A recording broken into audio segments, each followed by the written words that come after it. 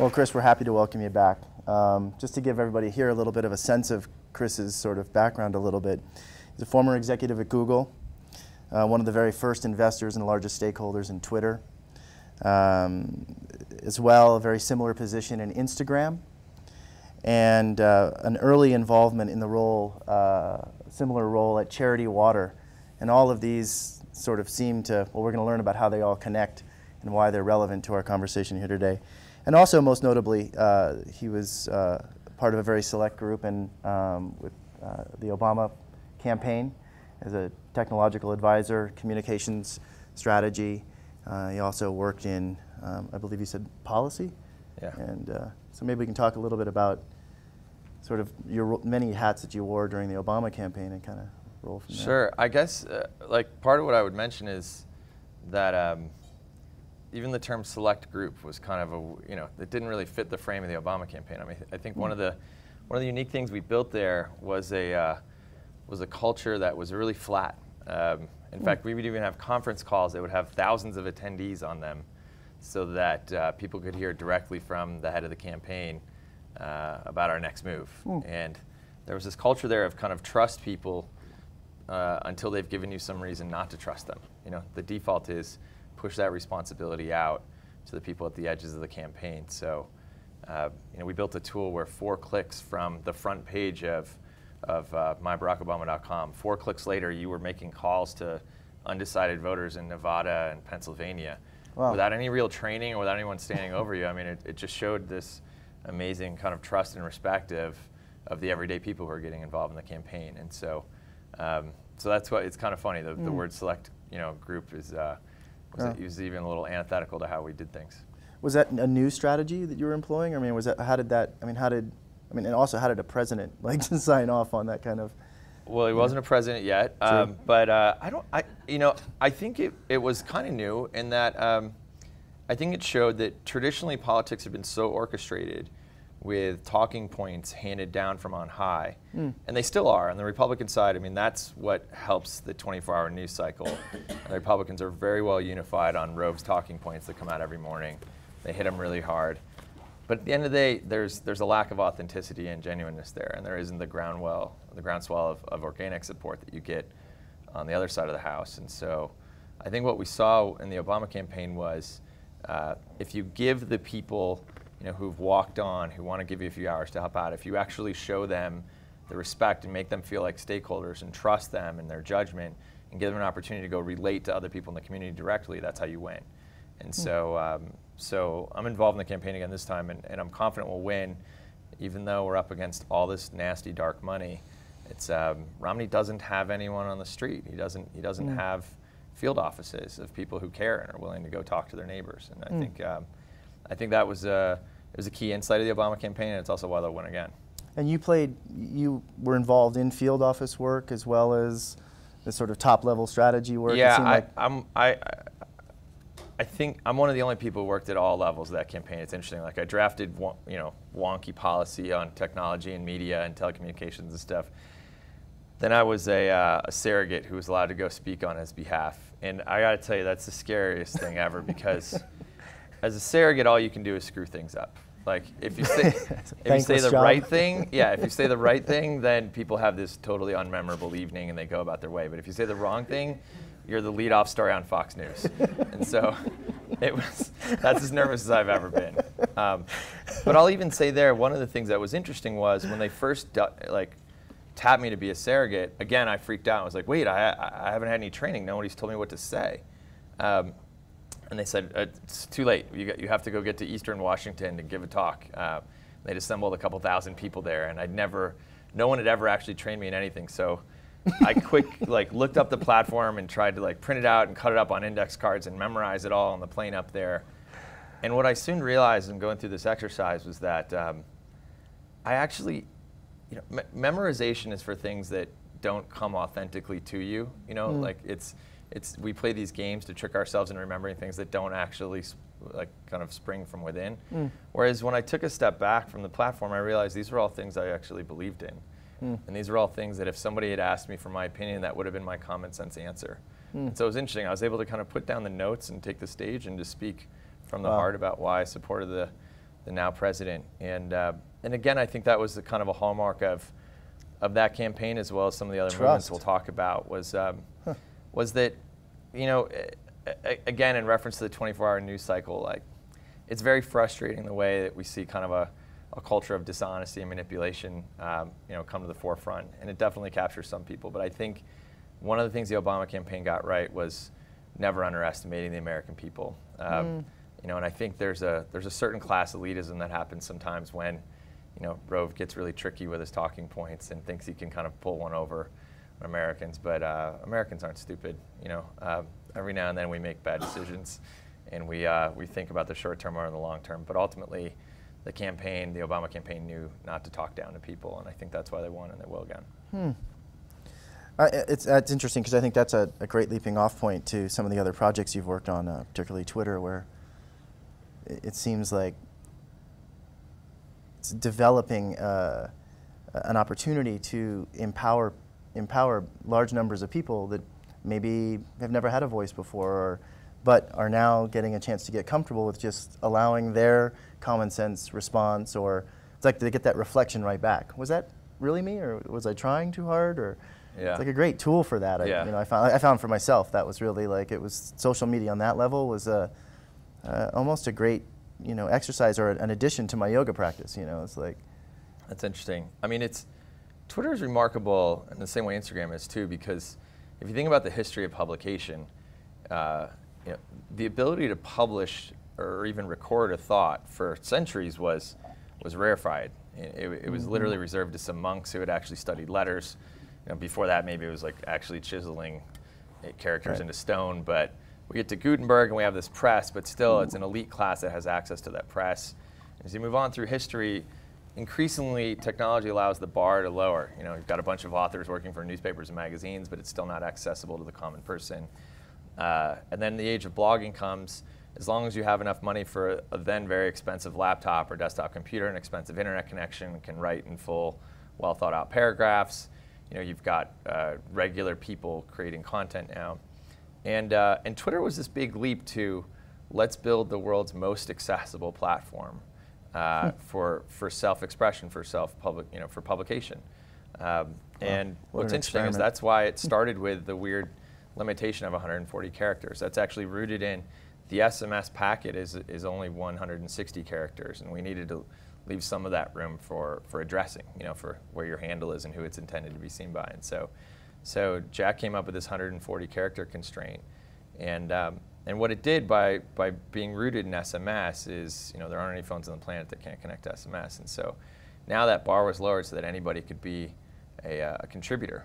And as you said, like, instead of, you know, in the era of Google, we believe that machines were capable of finding the best content.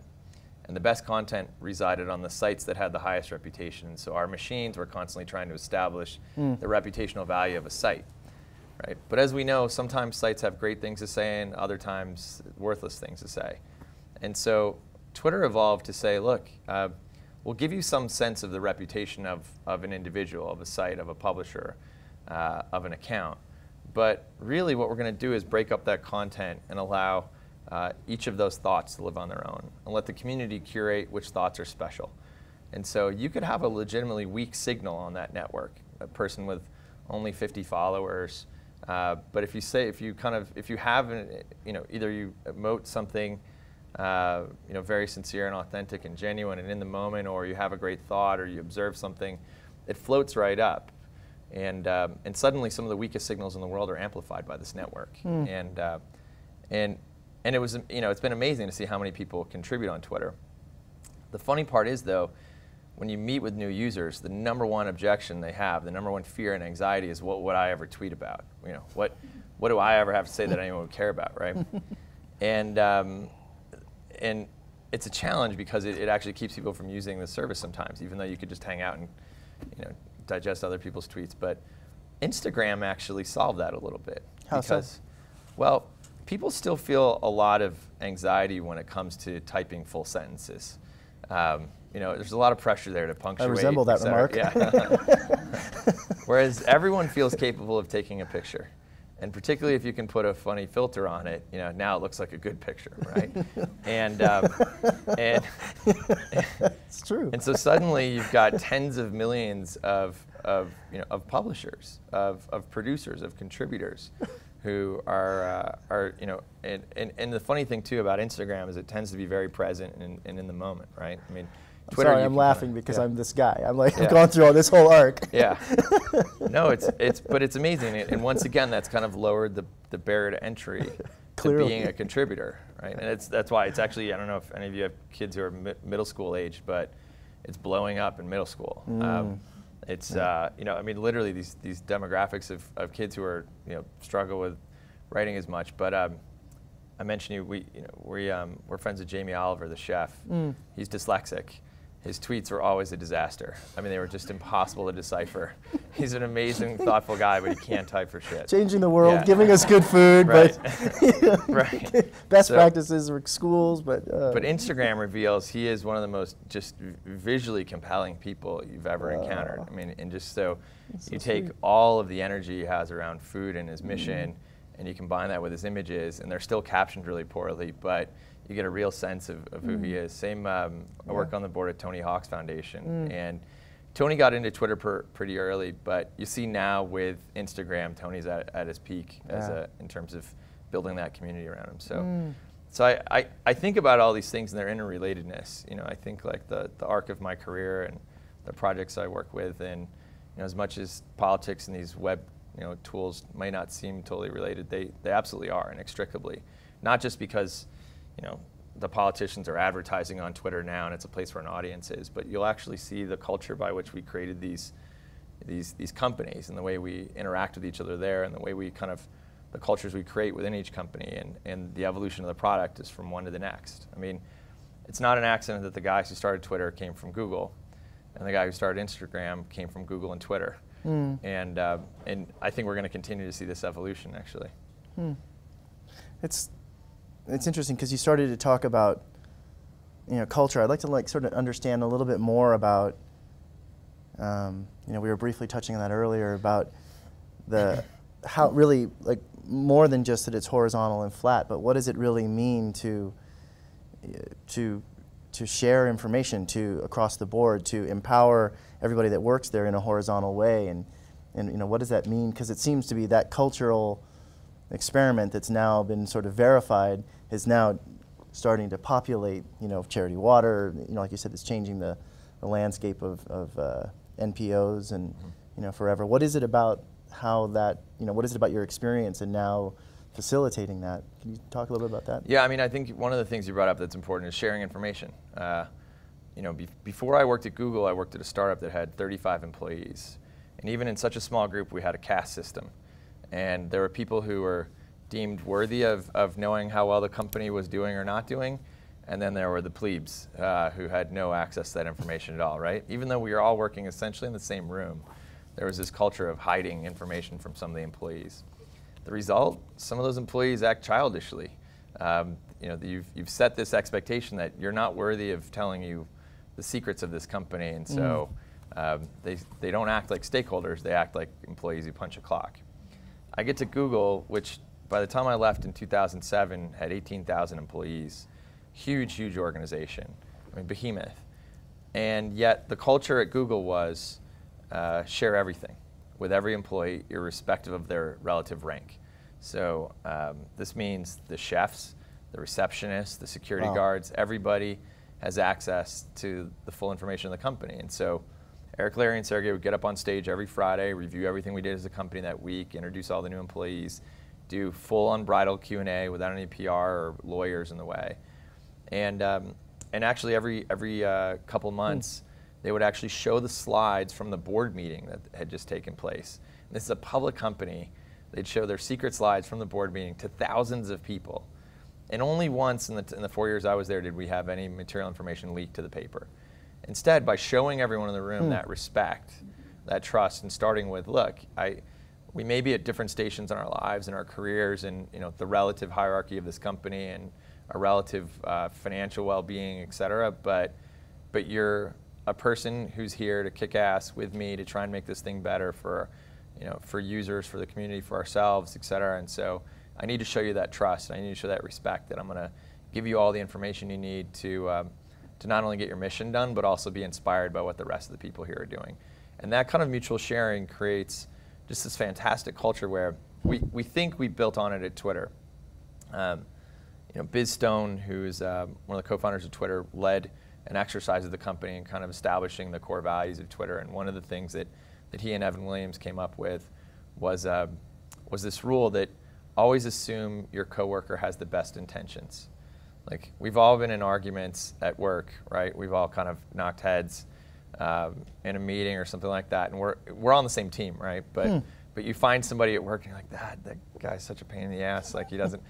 And what we realize is too often we were starting from the default that this guy is somehow, competing with me or doesn't want the same outcome. And yet ultimately, like, if you've been hiring well and hiring smart people and bringing this organization, like, people are good, people are passionate, they want to have impact, they want their impact to be acknowledged, they want to move things forward. And so if you start from the default of assume your coworker has the best intentions, you end up with this much better culture, and people tend to get shit done as a result. And so, wow.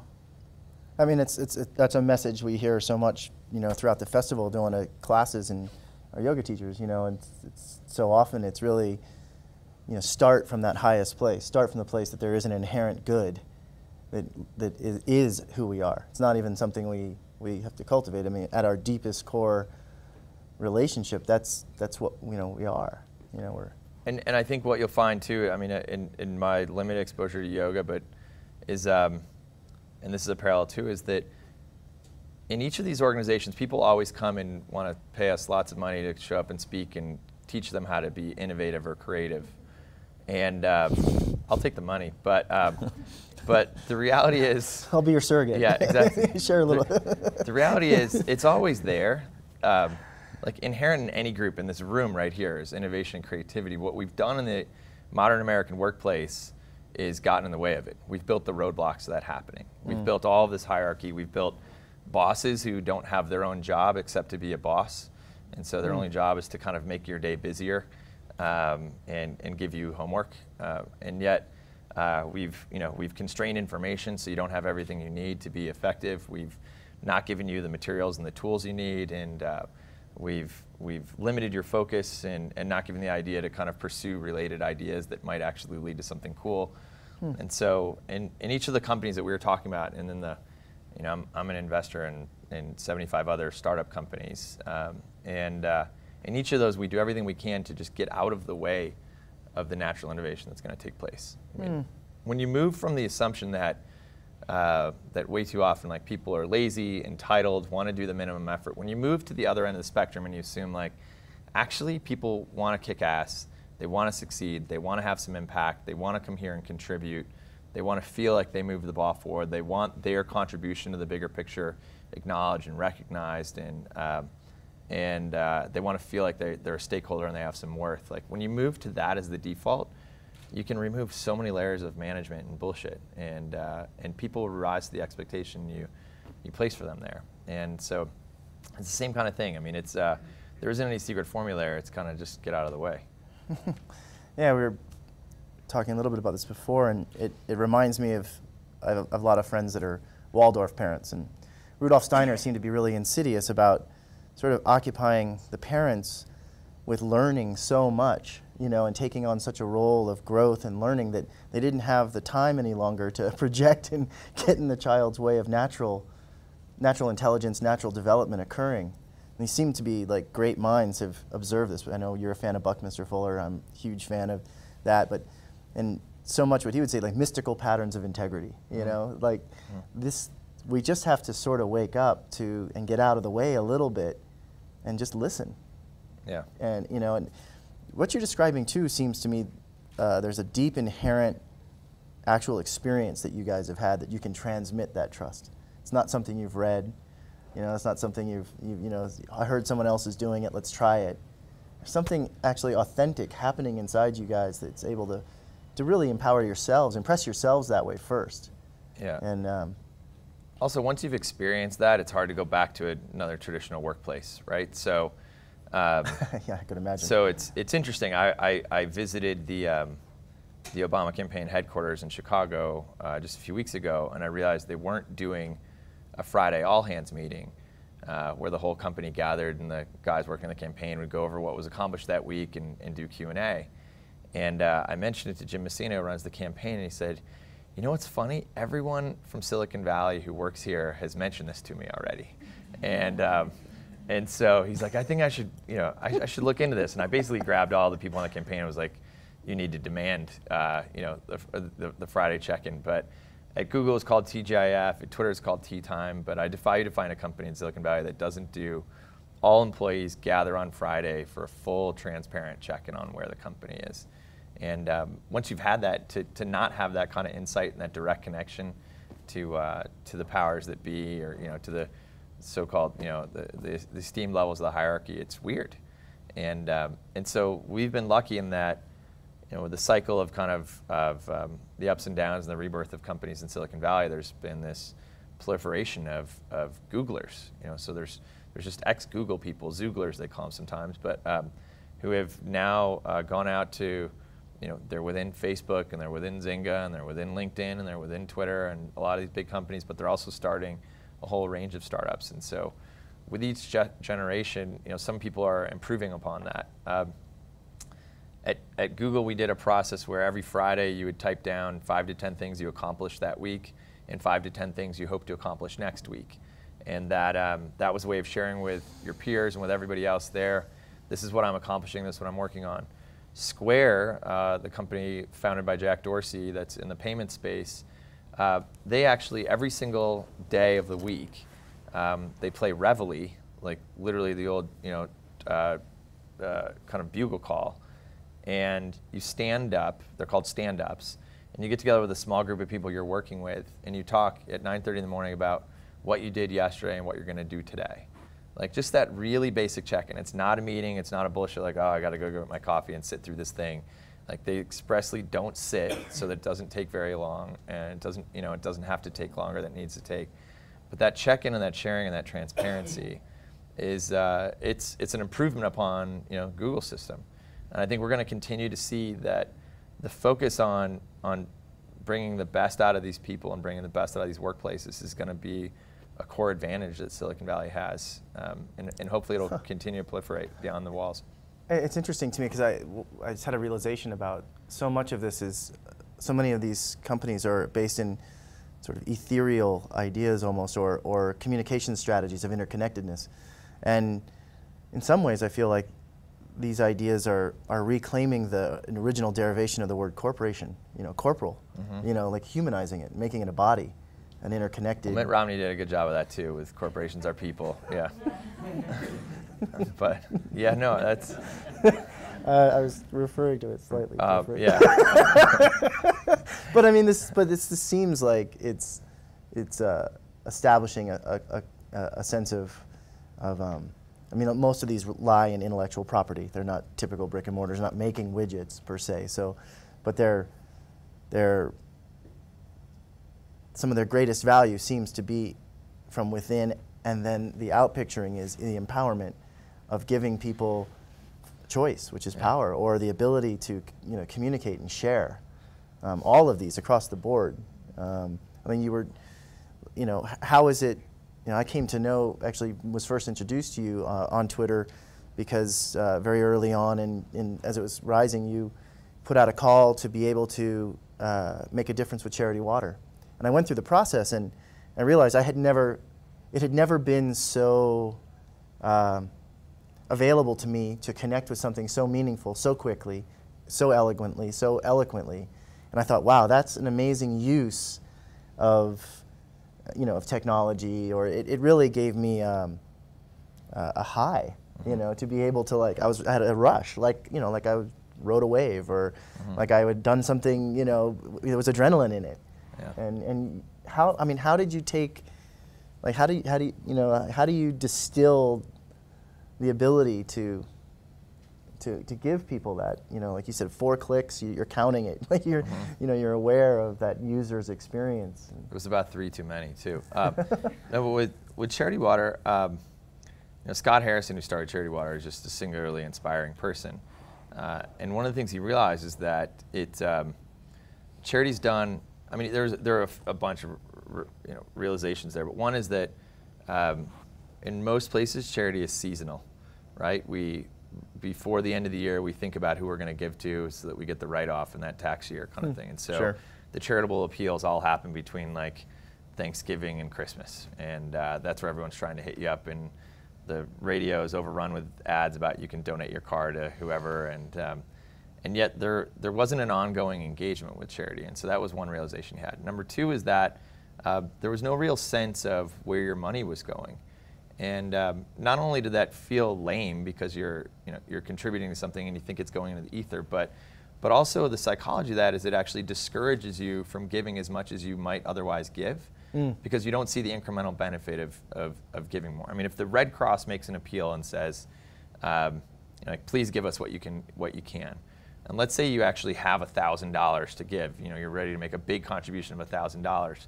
They've never really communicated to you why $1,000 is twice as good as 500, right? Or what kind of impact that has, or where does that go, or does it just go into somebody's salary, et cetera? Whereas Charity Water actually built an organization, they actually built software to do this, where they could distill down the exact impact of your dollars. You can trace your dollars all the way through the system to the well they created in which town, the GPS coordinates, the pictures from the ribbon cutting, et cetera. And they also did something that was kind of interesting in that Scott basically took a few of the wealthier contributors and said, all right, you guys are going to be my overhead.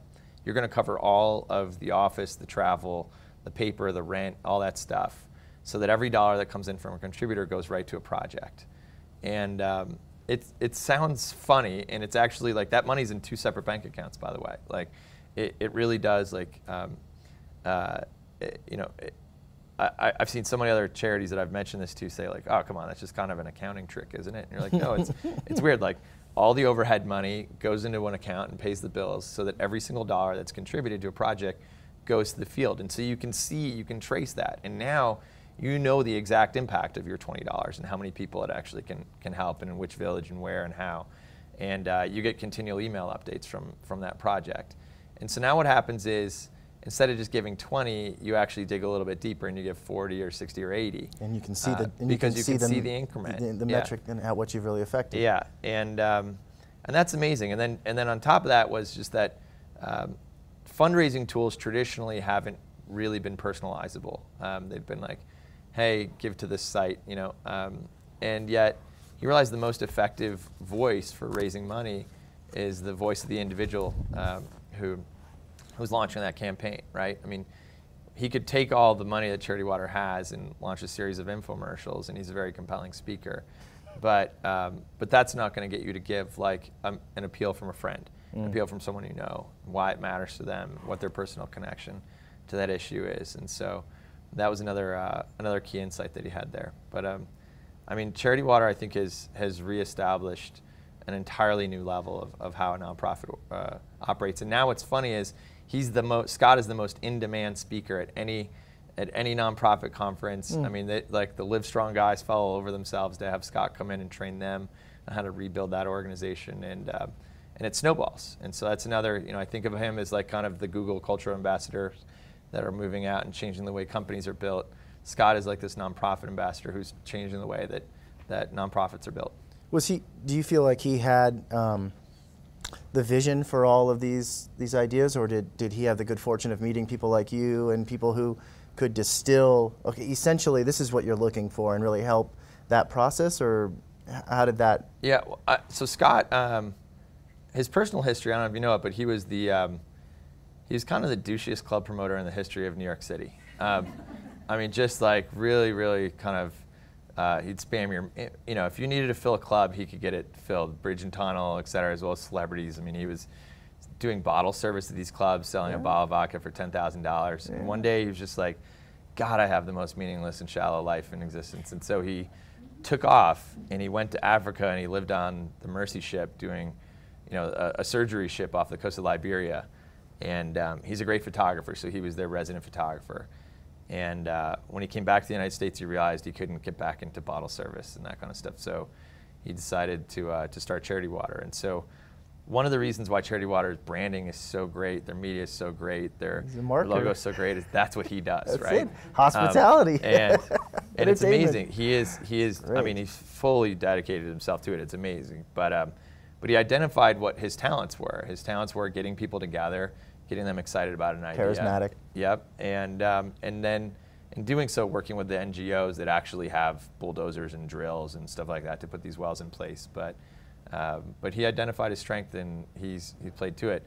The other thing Scott has is a great listen to talk ratio. So he's a big listener, constantly soliciting ideas. He also is just really good at getting people to follow up and do stuff, right? It's in fact, earlier this year, Scott and I co-hosted a dinner here at Squaw Valley, and we realized that often charity dinners, you know, like you give the talk, you give the speech, everyone gets teary-eyed, the lights come up, and you're like, okay, please give, and then everyone's like, great, and they go back to eating, and the next day you follow up with them, and you kind of receive relatively little money and help. So we decided to change that paradigm, and so basically we serve we serve some drinks, serve salads. In between salads and the entree, Scott gives his talk. It's amazing.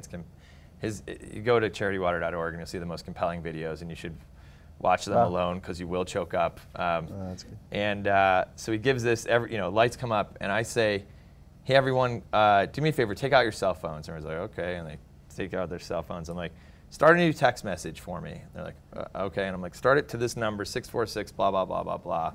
It was Scott's cell phone. And they're like, all right. And I'm like, now type your full name. And they're like, okay. And I was like, now type exactly how many dollars you're going to give Scott to fulfill the mission at Charity Water. And I was like, and there's 32 here, and when I hear his phone ding 32 times, we'll eat. And it was mildly awkward, but we raised $400,000, you know? Nice.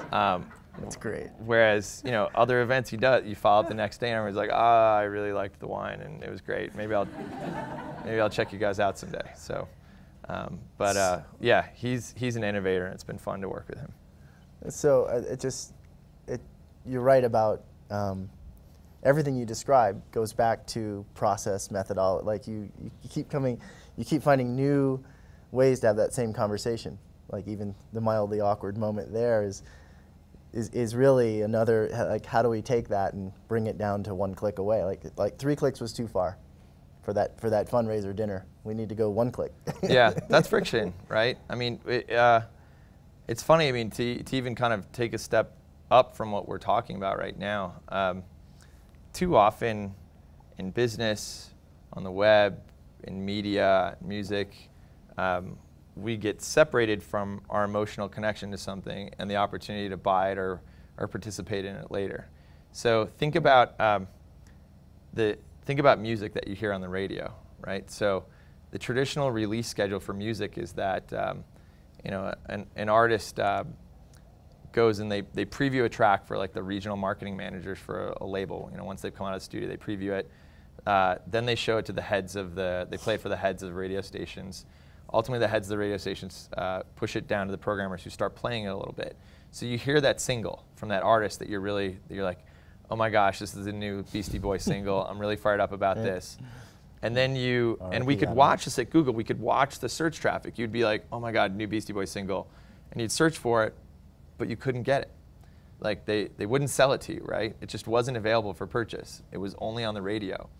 And it's on the radio exclusively for a few weeks. And by the time it's been on there for a few weeks, you're like, I've got it. I understand now. I don't need to hear it again. Like, I got it. I'd love to hear the rest of the album, but you're just playing the one same song every day. I'm over it. And they would wait 4 to 6 weeks before releasing that album. And when that album would come out, it was kind of funny. Like they would do an appearance on the Today Show and Ryan Seacrest, et cetera, and they'd market, and billboards on the side of the road. And the interest spikes, and it goes really high, but it falls right back off within a couple of days and goes away. And so I'll draw this curve. Like basically, these are the frequency of searches. In the early days, it's this big, fat, round curve. And then as the album actually gets released, it's this spiky curve. So this big, fat, round curve is that's organic search traffic, we call it. It's people who have an organic curiosity that's been the result of interacting with some media or interacting with somebody who told them about it. Hey, have you heard the new Beastie Boys track? You got to go check that thing out, right? And so that's where we get this thing. This is like humans actually really predictably being themselves. So this thing is a result of just sheer marketing, beating you over the head with something and saying, wow, go look at that thing now, right? It's Super Bowl ads. It's creating kind of a false imposed interest. Like a flash fire. Yeah, but when it's not supported by friends bringing you that message, when it's not supported by an emotional contact you had with that event, it falls off very quickly. But here's what's funny, right? The record labels would only sell you the album in this spike. They wouldn't actually sell you the album in this spike. So you've got all these people excited and emotionally attached to the content, and you can't have it. Like, name another business where they're like, hey, you dig this? You dig this? No, later, dude. Come and see me in 6 weeks. And so that's one of the funny things we found on the web too, is that, you know, the more steps we insert between you and the thing you want, the more friction we create, the less likely it is that we make that connection. Oh. And so constantly we're trying to figure out how to simplify, how to take away not only more clicks in the process, but more buttons for you to click in the first place, and just build simpler interfaces that allow you to get to what you want and to take action on the thing that you're hoping for. And that's a big principle of design, and it's a big principle of how we think about business as well as community and politics even. I think it's a good time to open it up and sure. See if does anybody out there have any questions or curiosities? Looks like there's a question in the back. Thanks for speaking. Do you foresee the transparency in the tech industry coming into other industries like energy or psychologists or?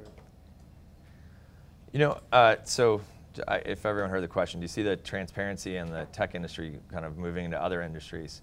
I have two answers to that. One is I think it's inevitable, and yet two is I would not have guessed the weird result we're getting on the internet right now, which is if you had taken me aside and made a bet with me 10 years ago about the impact that the internet would have on truth, I'd have said, like, well, come on, man. With an internet with like facts on it, there will be no more bullshit left in the world, right?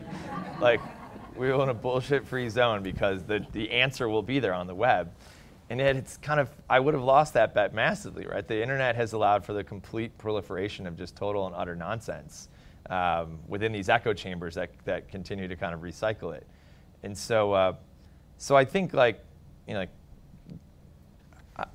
I don't think WikiLeaks is a great example because I don't think it's a really replicable event, you know, that information wants to be free, and so a bunch of hackers are going to continually pry it. But I do think there's going to be an increased expectation from the citizenry of transparency, of visibility, and so I think we're going to move in that direction. I just wonder, like, are we good enough consumers and processors of that information that it's going to matter, right? So we've got a lot of climate data out there, but half of Americans still believe that this planet isn't warming up, right? And so a lot of data, a lot of transparency out there, but we still don't get it, right?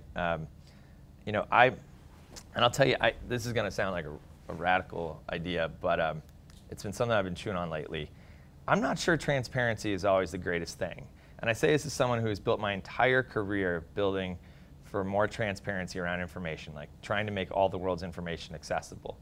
But I've had this idea recently that, what if, and like, chew on this for 1 second before you say no. What if members of Congress actually voted anonymously? So right now we know every single vote they make, right? And as a result of every single vote we make, they're capable of selling every single one of those votes to a lobbyist because the lobbyist can verify how they voted, right? So someone from ConAgra rolls in with a big check from Monsanto and is like, I need you on this ag bill. And then that relationship is perpetuated because they know they have that loyalty. So what if Congress people actually didn't have to disclose how they voted? Like, I actually believe we would have a much more reasonable body representing us. And I believe that people who are actually in it for public service would go there and contribute, and they would be willing to compromise. I've heard from the president that John Boehner behind closed doors is a reasonable man who wants to compromise and get things done.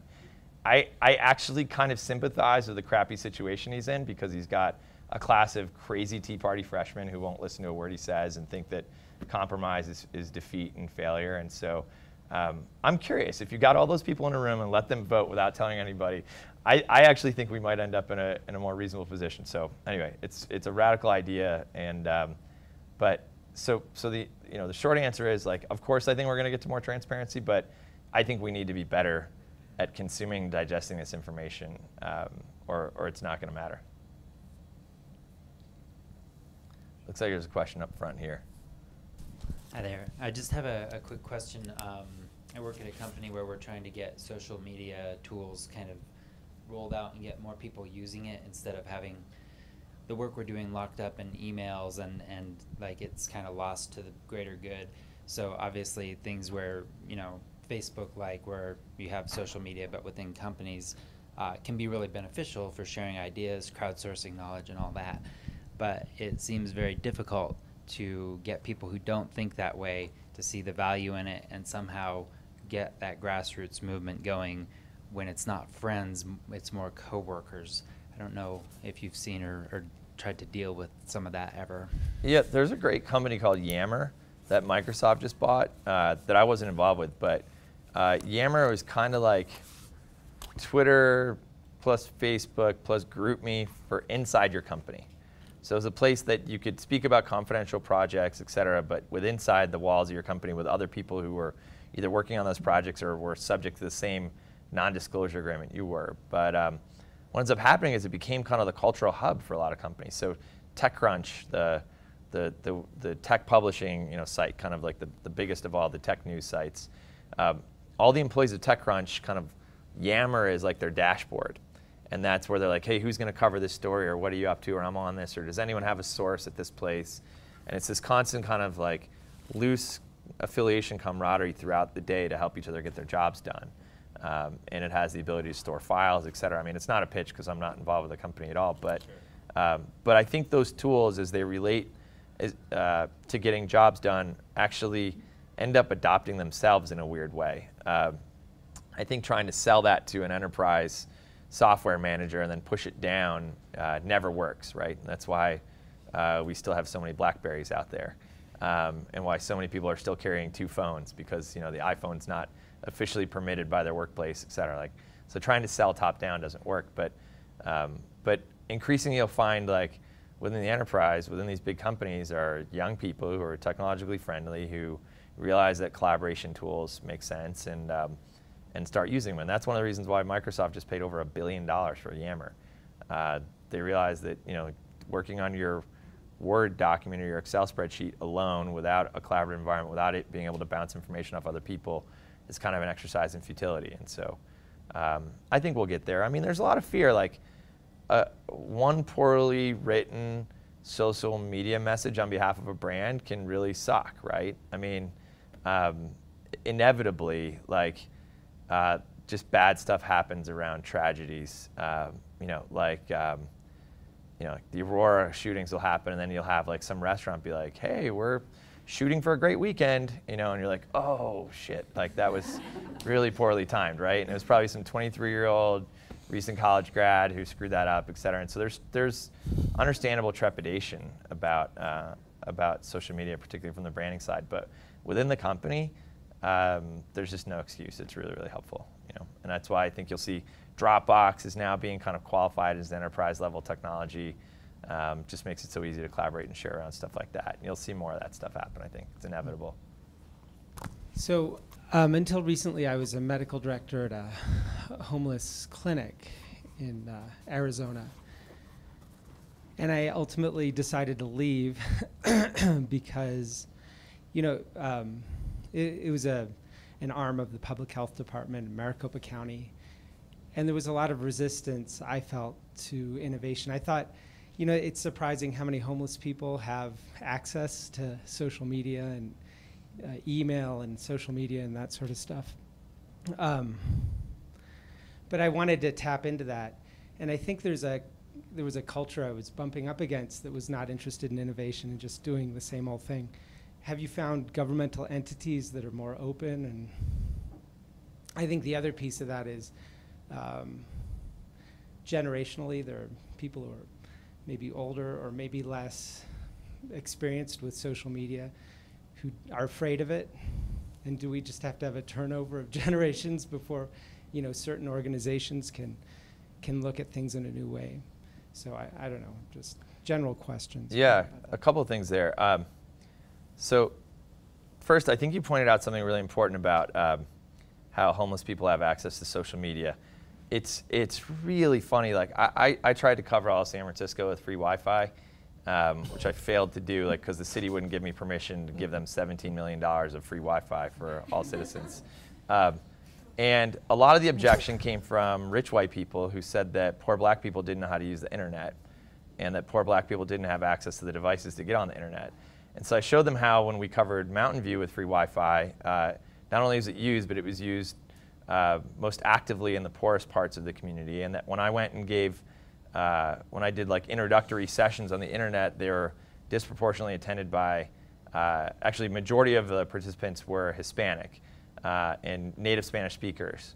It was just fascinating how it was really easy for rich white people to not realize that. So by your experience of actually working with homeless people, you realize just because you have a home doesn't mean you're not capable of texting. And it's funny too, when we design, devices and stuff, like when we build smartphones, it's, you and I have like 5 different ways to connect to the internet, right? You probably have like, a phone, an iPad, a laptop, a desktop, there's probably your kid's phone and your wife's phone, and there's just like all these devices everywhere. For that homeless person, that one device they have is the lifeline, and it's the most important connection they have. And as you get outside of the United States and you look to developing countries, like I think rich white people always underestimated the demands and placed on the device in the developing world, as well as the expertise of the people using it. And so it's really, really funny, like from your high horse, to be like, well, we need to simplify this phone for these poor black people who don't understand how to use it. And you're like, no, actually, like, and so it's funny. I don't know if you know the demographic of Twitter, but it's disproportionately high African American participation, relative to African Americans on a per capita basis in the United States. And it's black people of all stations have mobile phones and know how to use them really well and would love to participate in that conversation. So I think that's just one kind of like key insight there that we forget about all the time. It makes me think of an example. You just mentioning that. The one patient of mine, homeless for a couple of years, but had a program that he was, I'm not sure I'm going to use the right terminology, but it was a sports show that he collaborated with people across the country. He had no place to live, but he had just the basic technology to do that, and he had quite a following, apparently. I mean, I didn't investigate it any further, but it was surprising to me. Yeah. So. And then and then your part about kind of resistance in the in the innovation in government. I mean, government is the antithesis of a lot of what we've talked about here. It's hierarchical. It's based on time spent, seniority. It's don't be the person to take the risk. You can keep this job safely as long as you aren't the person who screwed this up. And so, keep your head down, focus, trudge ahead. I mean, when President Obama was elected, a lot of idealistic Googlers quit their really high-paying jobs, went and worked for him. And one of our friends, Katie Stanton, who now is an executive at Twitter, went out there. And I remember her kind of, first of all, tweeting her experience, which was just anathema to those guys. They freaked out that she'd be tweeting anything that happened within the walls of the White House. But I don't want to make this number up, but it was in this range of, in order to get her first business card, she needed over a dozen signatures from people around the machinations of the U.S. government to just get a business card that says, Katie Stanton, I work for the White House. And there are just all these kind of mechanical stakeholders who had to check off, right? And so it's just hard to get some of that stuff done. And yet, and it's easy for us as outsiders of those institutions to just vilify the entire institution.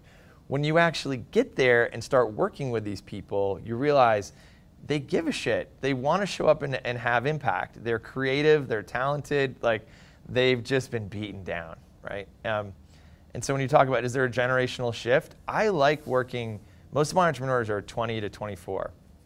Most of them haven't been taught yet that you're supposed to wait 90 days for accounts receivable, right? Like they just like, hey, that's my money, it's due today, let's do this.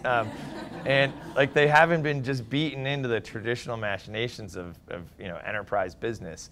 And so they have these unreasonable expectations. And as you know, like from the old saying, like, progress made by unreasonable men. And so that's one of the reasons I like working with youth. That said, like the youth have very different social norms than we do, right? So I'm 37 years old. I don't like to publish my home address anywhere. I tend not to tell people where I am until after I've left there. that kind of stuff. And I was on the founding team of Google Talk, and Google Talk had a, the ability to kind of, it was like AIM or Yahoo Messenger or anything. It had a status message you could update there, right? And we picked the arbitrary number 99 characters. And the day we launched, all these kids around the country were like, what's this 99 character stuff? This is crap. We're like, what do you mean? And we started diving in and looking at how kids use these status messages. And they were like blog posts right in the IM client, right in the instant messenger. Like, I had the worst day with Mr. Navo at physics class today. He's such an ass. But you know what? My stomach's still hurting from those tacos last night. Going to the swim party later, like, go Bulls. And it was kind of like just this long run on blogs. And we realized, like, these kids like to share more than we do.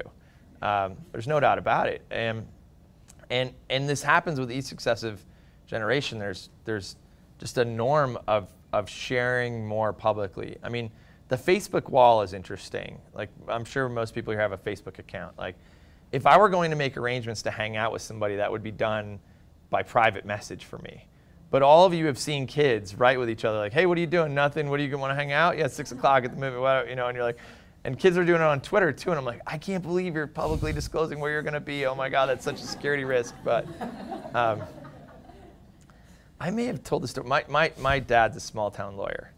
And he called me at work one day back when I was at Google a few years ago. And he was freaked out. He said, Chris, how do you save the internet? And I'm like, what are you talking about, Dad? And he was panicked. There was panic in his voice. He's like, the internet, I need to save it. I need to make a copy of it. I'm like, what do you? And he was freaked. And my dad's not a total Luddite. He tweets, he's great, but he was literally like, how do you save the internet? And he explained to me, so my dad's a small town lawyer, handles kind of small town stuff. And he'd had a client come to him, 16, 17-year-old boy. His parents brought him in. He had been charged with rape. And this is normally above the pay grade of the stuff my dad works on, but he's like, he'd helped this family for years, and he's like, come in, I'll talk to you, and I'll probably refer to you to some fancy lawyer who handles stuff like this. And as he's asking questions, he's like, what's the story, kid? And he's like, well, it's my high school girlfriend, and we just played hooky from school, and her stepdad came home unexpectedly and caught us in bed. And my dad's like, well, it was consensual, et cetera. And like, yeah, and he's like, well, that's not what the police report says. And, it's a he said, she said, the kid's goose is cooked. So on a whim, my dad goes home and starts Googling the victim's name. And he comes across her LiveJournal blog. I don't know if you remember LiveJournal, but it was like a really active commenting blogging platform. And so he's reading through her posts, and they're the kind of traditional inane stuff that teenagers type. And then he gets to this post where she says, I'll just change the name, but I really, it hurts me so much to see what's happening to Jake, but there's no way I could tell my parents the truth about what happened. Like, I know, and she goes on in great detail about how they've been sleeping together for, years, et cetera, but if her stepdad ever found out, he would kill her. And so my dad's 65-year-old head explodes, right? Because he's like, wait, this girl is publicly confessing to like a felony that's landing my client in jail, right? She's confessing that she made this up. And he can't process what's happening. And as he's on the phone with me trying to save it, because he thinks in the ethereal nature of the internet, this page is going to go away. And this page is the one thing that's going to keep his client from spending years in jail. As he scrolls down, I can quite literally like hear sparks and almost smell over the phone the smoke coming from his ears, because he scrolls down and sees there's a live conversation happening about her thoughts with the community, right? And so it wasn't like, in his mind, it was an analog for a diary he'd found, right? We all had a diary or journal, and he thought maybe she was just writing her thoughts down secretly, putting them under the mattress. In this case, the mattress, though, was actually accessed by the Google Spider. Because I worked at Google, he knew a little bit about that. He's like, she probably didn't realize this is public. But while I'm on the phone with him, he scrolls down and he realizes there is a discussion going on where some people are like, oh no, you have to tell the truth. This kid's gonna go to jail. And other people being like, bullshit, he'll get 6 months, it'll be easy. Like, I have a stepdad like yours, he would kick my ass if he ever found out. And you're just like, and he doesn't know how to process what's actually happening. And, long story short, obviously roles were reversed. One person got arrested, one person was exonerated, but it just showed there was like this switch in the mind of this girl that like that A, to talk about this publicly, and B, like this was a separate thing over here. Like the internet was a separate safe place to confess to major crimes, and it wouldn't ever touch real life somehow. And you know, and that was a few years ago. When I saw that happen, when I saw that story unravel, I realized like I can no longer pretend to understand how kids think. Like when somebody, you know, I'm a venture capitalist. People come and pitch me ideas, and I try and pick companies that'll be successful and give them money and work with them. Like, I can no longer pretend to know what 25-year-olds are going to like, let alone 18-year-olds. Like, I can't channel that anymore. Like, there's a certain pretense we all have that, well, I was a kid once, and so I get it. Like, I don't get it anymore. And the only reason I've been able to kind of continue success despite getting older is I surround myself with those kids. So I have kids in undergrad who look at projects for me and tell me, like, is this something you would actually use? And always, always, always, I am a contrary indicator. If it scares the shit out of me, then it'll probably do really well. And so, yeah, I do, to bring it back to your point, I do think there's a generational shift happening, and that these kids get to these organizations like, wait, how am I can't tweet here, I can't post, I can't share what we're doing here, I can't show a picture of this experience we're having. Like, you're kidding me, right? And now, that said, I do think we have this weird generation of kids who've never actually had a real job before. This happened in computer science a lot, where computer science students were like the rest of us in college. They had to pay to go to school. They just happened to study computer science, and if you're liberal arts, et cetera, you're all paying the same amount. Once computers started to take off, Google started to take off, stuff like that, the scholarships in computer science programs basically paid people to go to school. And the kids who got those spots didn't mow lawns during the summer. You know, they didn't take crappy summer jobs. They like TA'd a class or something like that, you know. And I found this generational shift happen at Google. We had 600 full-time chefs who'd make amazing cuisine for us, and they were full-time employees, really talented people, many of whom had advanced degrees themselves, and food is their passion. And we would actually watch the 20-somethings bark at the chefs if we ran out of pheasant, you know? And you're like, holy shit, there's so many layers in which this is wrong. But you'd spend time with these kids, and they'd never actually worked. They'd never actually had a shitty job, not once. And I worry that was a symptom of a bull market. It was like, and I'm actually mildly encouraged that because there's such a crappy labor market right now, that kids are having real jobs again. I think we might have a generation, I'm seeing positive signs. I think we're moving back in a generation of kids you actually want to spend some time with, and that have, they're much more complete and whole individuals and stuff. But so I think we might have actually more agents change in our midst. I think there's a lost generation there of kids who don't, just really, really entitled. I mean, at Google, we had moms call up to argue the performance review that their grown children engineers got, right? I mean, so yeah, I think we lost one generation there. You talked about Instagram and Twitter, which are basically free to users and don't necessarily generate revenue on a per user basis, and then kind of the giving companies that enablement. What do you think about, especially in the context of like this generation that uses the web for everything, is hyper connected, about content on the web and the value, people paying for stuff? I'm a book publisher. My mom will buy a book on her Kindle, but kids want to get that book for free, and they find a way to get it for free. Yeah. So a couple of things. One is, I mean, Kindle has made book publish. It's kind of bringing book commerce back, because it's actually, because it's so frictionless, you just end up loading up your Kindle with a bunch of stuff, even if you don't end up reading it, right? Like, I've actually been wanting to ask the guys, like, do you have data on whether, I mean, we all have books around our house that look good and that we never actually cracked open, right? But I'm curious about the Kindle version of that now. Like, how many people are like, oh, that sounds awesome, and they download it and then never actually crack it or never get past chapter 1 kind of thing. But if you think about your own personal evolution and the value you place on your time, when you're, let's say, a kid, like 7 to 12 or 13 years old, you actually place about $0 an hour value on your time, meaning that because you don't have employment opportunities, you're not really making money, et cetera, like you're willing to go to great lengths to steal content and great hassles and jump through hoops and install the BitTorrenter and take it and re-encode it if you have to and that kind of stuff and search for it, et cetera, because like there's no opportunity cost to not doing that, right? And yet, as you get a little bit of disposable income, you're just like, you know what, screw it. It's just so much easier to just one click it off of iTunes.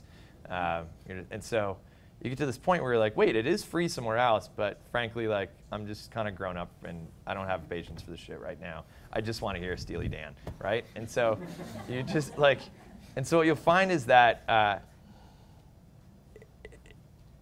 what made iTunes successful is the most frictionless buying you'd ever seen. Like they stored your credit card. They have over 300 million credit cards on file. They licensed the Amazon one-click patent, so you're literally one click away. They didn't ask you for your password again if you'd given it to them in the last 2 weeks. And then they didn't even give you the receipt until a couple days later, right? And we've all gotten that iTunes hangover. We're like, oh my God, what did I buy?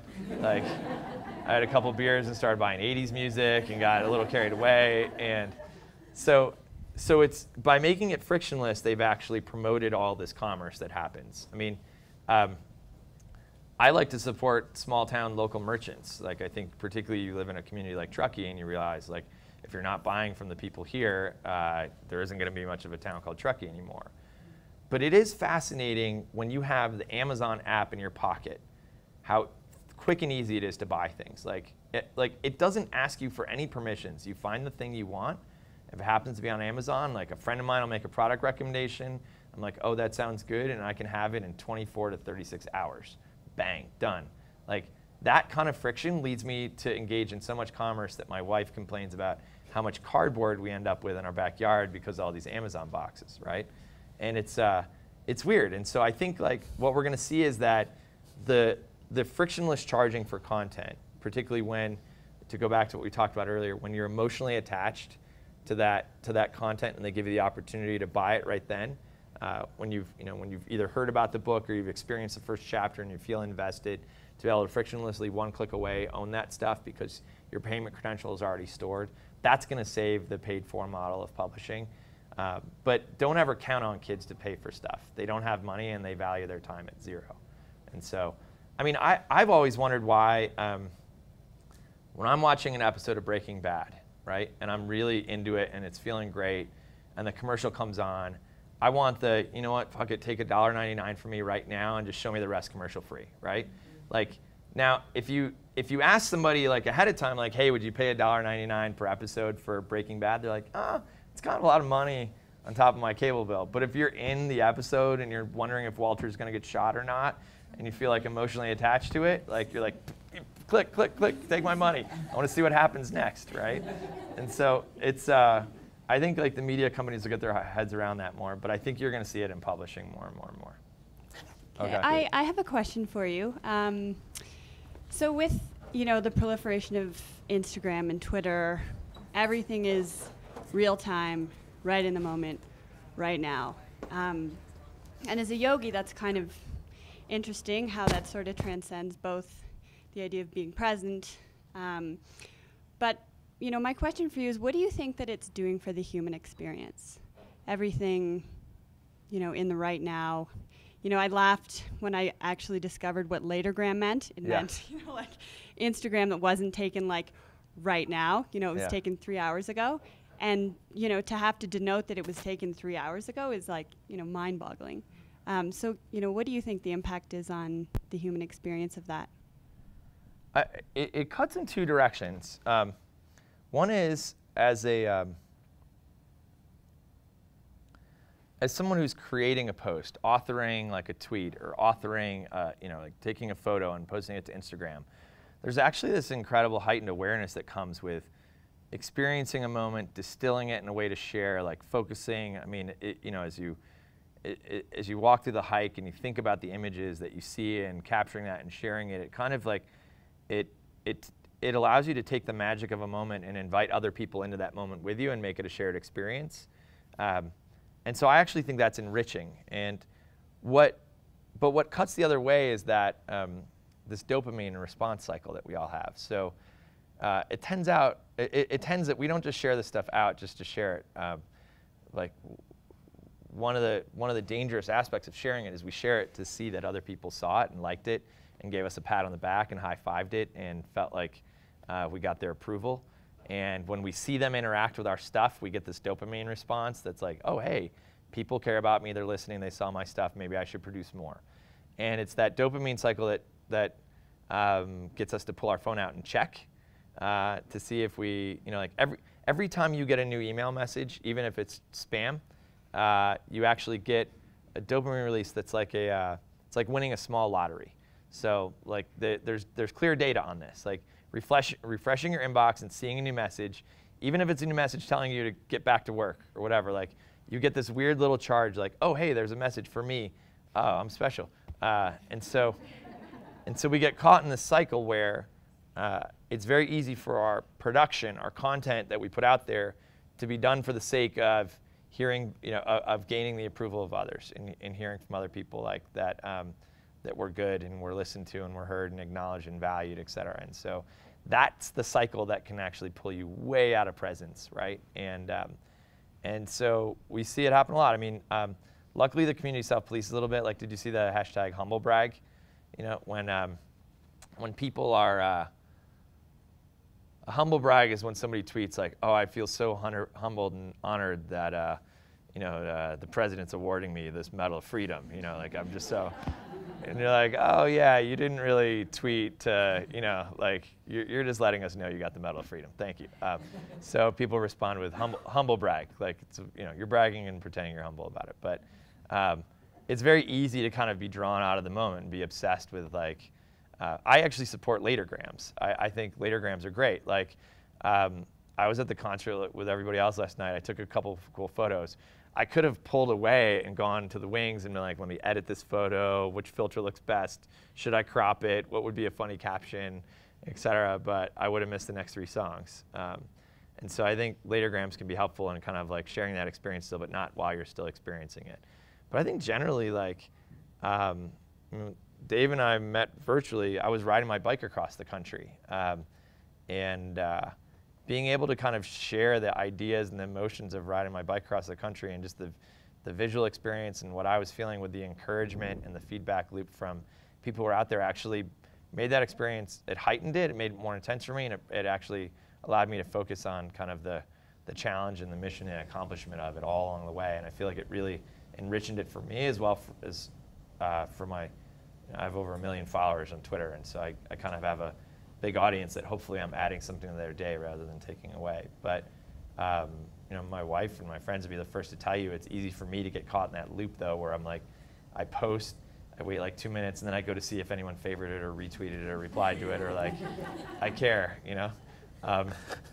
It's the CEO of Twitter is a former stand-up comedian, and it's really funny because he is doing Dick Costolo, he's like an amazing CEO. He's accomplished so much. He's built companies, sold companies. He's like a great guy. He's a fit guy. He does a lot of public service. But like, even when he tweets, as a former stand-up comedian, he wants to hear if the audience laughed or not. And so he tweets, and he just can't wait to see, like, did anyone like that? Did anyone feel that? Were they laughing? And it's, I think that can be a dangerous trap for us if we get caught in that. That's what can pull us out of the present moment completely. And it's not unlike anything you've ever taught as a yogi about seeking approval from others, right? And that's the danger, I think, of social media. And with that, I think we'll leave you with that dangerous message. Yeah, Be great. careful out there when you tweet. Awesome, guys. Thanks so much for coming. Thank you. Thank you so much. Yeah. Thanks.